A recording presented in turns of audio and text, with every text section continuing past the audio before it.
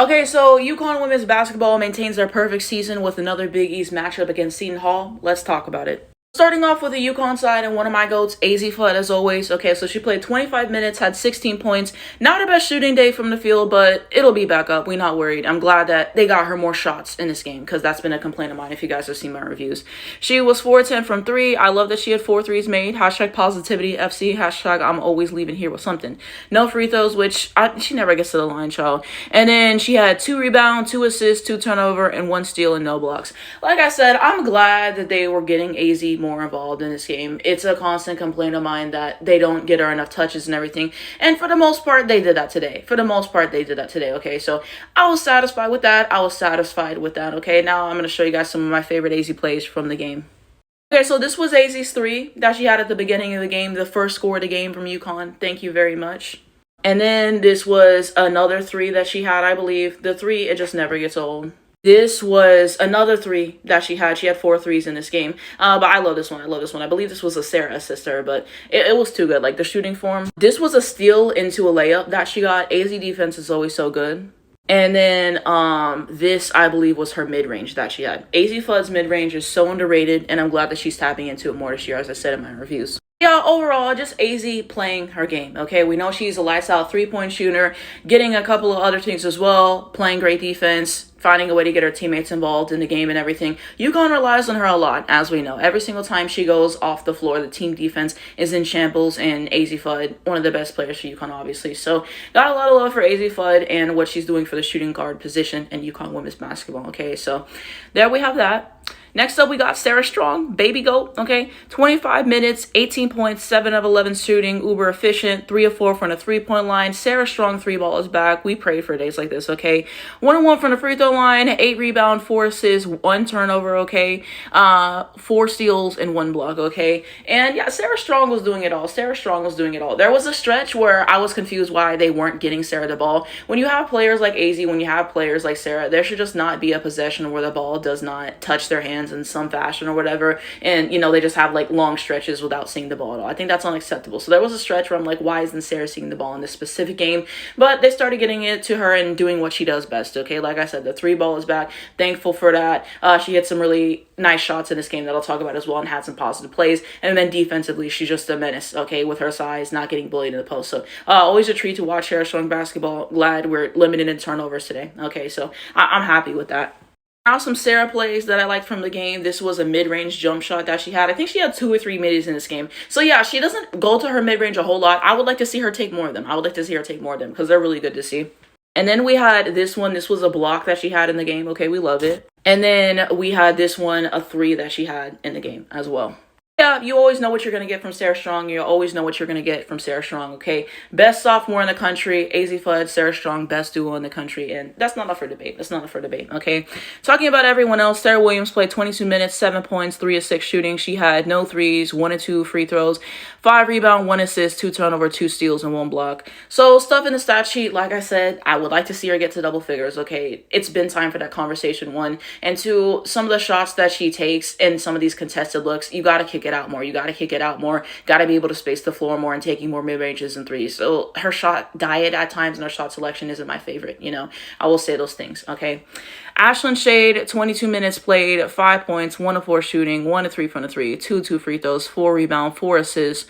She had 1 turnover, 2 steals, and no blocks. Ashlyn Shade did not score until the 3rd quarter of this basketball game. But some of you guys tell me in comments that this is a starter.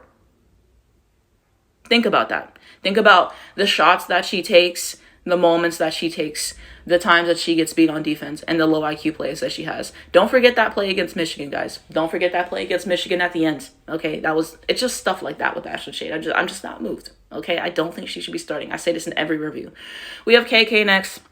So 20 minutes played, 5 points, 2 of 5 shooting, 0 free from the 3-point line, and 1 of 3 from the free throw line. The fact that she missed 2 free throws, okay, at the line, really. We had 1 rebound, 5 assists, okay, thank you. 3 turnovers, I'm not thankful for that. We had 5 steals and we had no blocks. The thing with KK is she missed the last game. She had I think it was like a fracture in her nose or something. So she missed the last game, as we know. So I think KK did do some good stuff, if I'm going to start off with the positive stuff. She had 5 steals in this game. She had some really nice defensive plays. I thought she did a good job of passing the basketball for the most part. Like that one moment she had Daisy, and she had some nice passes in there. So like I said, I think as the season has progressed, her passing has got better, especially, getting her shooters in rhythm, finding them in transition, and all those other things. So I think her passing has improved. Okay, her defense was good this game. I'll give her those things.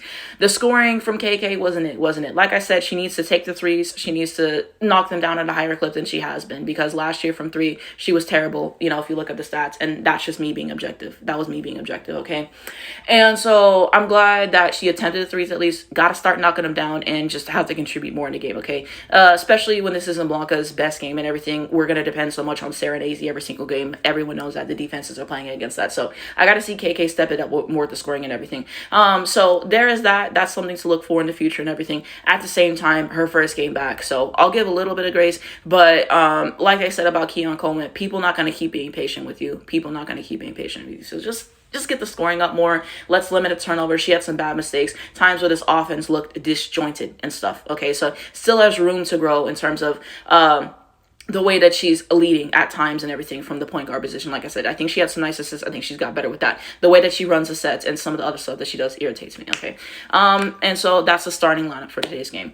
We look at the bench. Blanca Quinones, 18 minutes, 4 points, 2 of 4 from the field, 0-1 from the three, no free throws, 6 rebounds, 3 assists, 1 turnover, 1 steal, and no blocks. So yeah, you didn't really hear much from Blanca in this game and everything. She was kind of a non-factor in this game, and that just is what it is. And just the way that the offense was run in general was a mess and everything. I don't know. You get her more touches, no? At the very least, because Blanca's been a contributing scorer for us in a big way, like our third contributing scorer and everything, and just having some low IQ plays. But there's not really much to say about Blanca in this game, because I think she only had one shot when the game was being decided. I think the other one that she made was in garbage time. And you guys know how I feel about garbage time in general. And I thought of another way to explain this.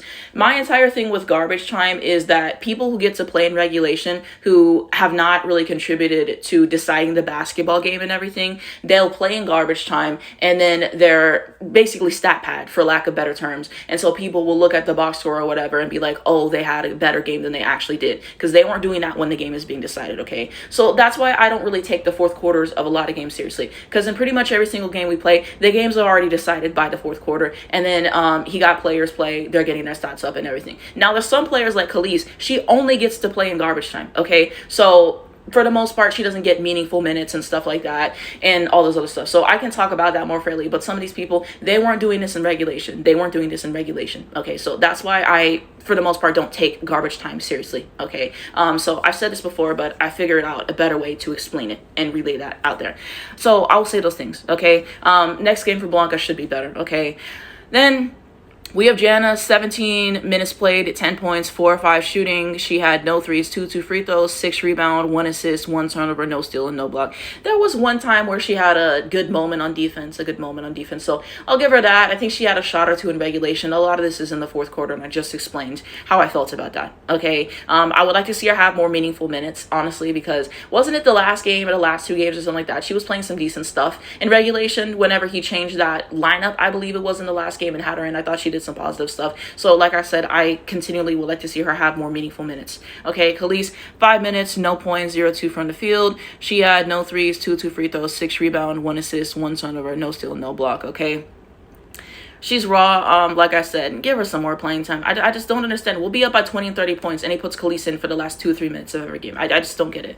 We look at K9, 20 minutes, 5 points, 1 of 5 shooting, 1 of 2 from the three, 2 of 2 free throws, 1 rebound, 3 assists, 3 turnovers. I can't praise that. She had 3 steals though and no blocks. With K9 in this game, I feel like she regressed, no shade, because the last 2 games, I felt like she was getting the confidence back. I feel like she was being, just more of a contributor. She was playing better, and you started to see more of that stuff that we saw from the preseason in K9. The problem today was the shot selection was inappropriate. She took this one shot, I believe it was like to beat the buzzer at the end of the quarter, and I thought that she should have kicked that out, and just some bad shot selection. Hopefully she'll be better next game, but that's just keeping it real. Ali Isabel, 17 minutes, 12 points, 4-7 from the field, 4-6 from the three, no free throws, no rebound, 2 assists, I believe no turnover, 2 steal, 1 block. Most of this was in the fourth quarter. Okay, in regulation, she had a nice player too, but I don't know. I'm not moved. And then Caroline stats, I can't read everything that time is going to inspire, but you get the point. Now here is Seton Hall stats for the game. Okay, so I'll just read the points. So 21, 2 points. Number 6, 8 points. Number 8 had 4 points. Number 5, 11 points. Number 23, 12 points. 35, none. 3, 5. And then 4 through 4, 10, 13, 1, and 2. 0, and then 2 had 6. So you see the full stats for Seton Hall, okay? If you wanted to know the leaders for points, rebounds, and assists, here you go. Here you go for both teams for this game. And then if you were curious about scoring by quarter, so it was 11 to 19 in the first, 7 to 19 in the second, 8 to 29 in the third, fourth quarter 22 to 17. Okay, final score was 84 to 48. And so now we take a look at the advanced metrics for today's game. UConn was 31 of 67 from the field, 46%. Okay, some of the shots we were taking child.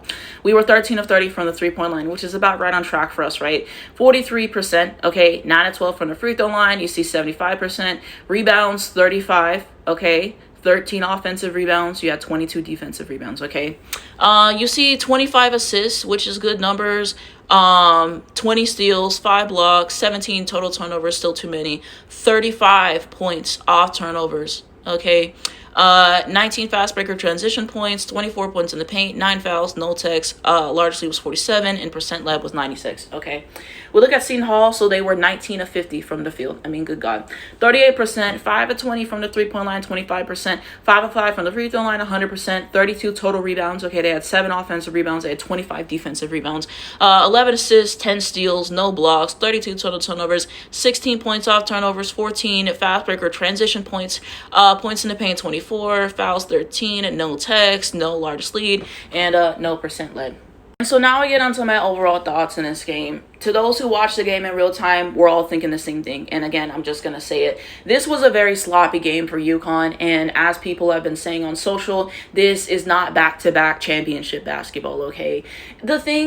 It's multiple things that irritated me in this game. The turnovers, we got to keep it down. We had 21 turnovers the last game, and in this game, we had 17. It's too many. Too much careless passing with the basketball, okay? And then you're passing it out of bounds and everything. And then they're anticipating what you're going to do, jumping the passing lane. Have to be smarter and more disciplined with the passing of the basketball and the movement of the basketball. It just frustrates me. It just frustrates me. We're not supposed to play like this. Get the turnovers down. Get the turnovers down as a team. It's unacceptable to me, okay? And then another thing is whenever they play a zone defense on us, we always struggle. That's when we take our worst shots, okay? It just the shot selection in the zone every time they play zone against us is bad, okay? AZ and Sarah are the only ones who can consistently beat the zone at that, okay? So that's something you got to think about. That's something you got to think about as well. And the way that we play our zone defense can be better, okay? Because we mess up our rotations and stuff like that. So that's just a general note. That's just a general note, okay? Because there was a point where I believe this game was tied and everything, and we were able to break away. We were able to break away, but we shouldn't be in that. But when you play sloppy, you turn over the basketball, you take terrible shots, okay? You have multiple defensive lapses. That's the stuff that happens, okay?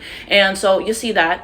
So I just didn't like that. I didn't like that. There was a point when we went on, a 15-0 run, and we eventually started to get it together and everything, but offensively we had some stuff to work on in terms of the movement of basketball, in terms of taking care of the basketball, the shot selection, in terms of the sets that were being run, okay? Stop it with all these contested layups, stop it with these bad shots, seeing someone's open and not passing the ball to them. And like I said, there shouldn't be moments where AZ or Sarah, they are just not seeing the basketball for minutes at a time and essentially running cardio. I think that stuff like that's ridiculous.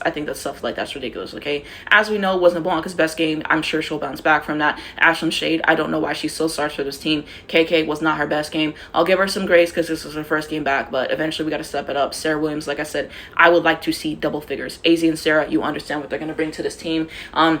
And they're consistent. One of my friends was saying this, and I wanted to include this, but it's like they don't know how to keep Sarah and AZ involved at the same time in the game and whatever, So it's just about, making sure that you feed both of them and everything. And like I said, just being smarter with how you play the game and everything. So yeah, like once they kind of started to break it down that way and everything, it started to all make sense.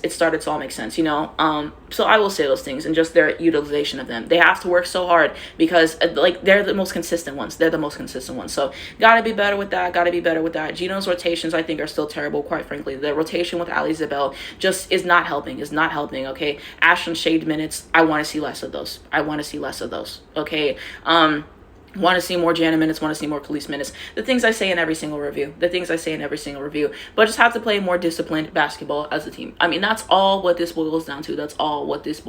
Because we should have put more points on the board. And again, people are going to see this. Oh, y'all played a Big East game. Y'all blew them out, blah, blah, blah. Like I said, the habits that you make in games like this against competition that is subpar, quite frankly, translates to your big games. Like I said, we saw what happened in the Michigan game. You saw what LSU did against all those cupcake teams and their bad habits on defense and offensive sloppiness translated to that game against Kentucky, which is why they lost. So like I said, I think that there's things that you can take away from every single game, win or loss, but just have to execute better on both sides of the ball, be more purposeful with that.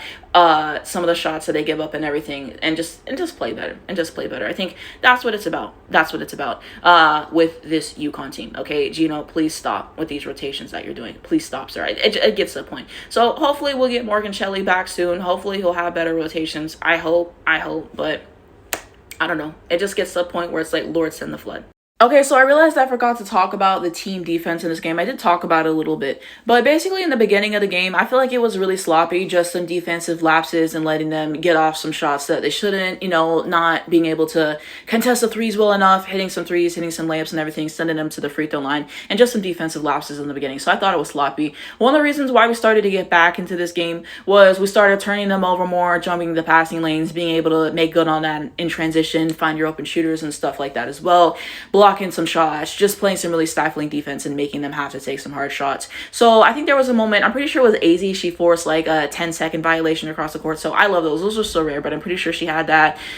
Sarah had some blocks as well. We forced multiple shot clock violations. So I would say that the defense was decent, okay? Like there was definitely some defensive lapses in the game and have to be better about that, okay? For certain as a team as well. Like I said, I think the zone defense by us needs some work because the rotations and stuff be off as well, and just some defensive lapses. And there's some people on this team who are not good defenders, like Ashlyn Shade, for example, like Ali Zabel and everything. So there can be some improvement from that standpoint on the rotations and, the zone and some of the other stuff that we do in terms of our defense. So yeah, I would say it was decent defensively, okay? I think we've had better defensive games as a team. If you're looking at that USC game, I think that was one of our better defensive games as a team. So it wasn't bad. It wasn't outstanding. I think it was like a decent game. For us defensively as a team, I think that we did some nice stuff. I think we were able to turn them over a fair amount and get ourselves back in the game. And our defense definitely helped us win the game, obviously.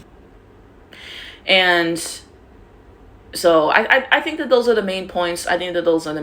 Okay, let me know what you guys think down below in the comments of this game. Like I said, I think it was a mess, essentially. One of my least favorite games I've seen them play this year, okay?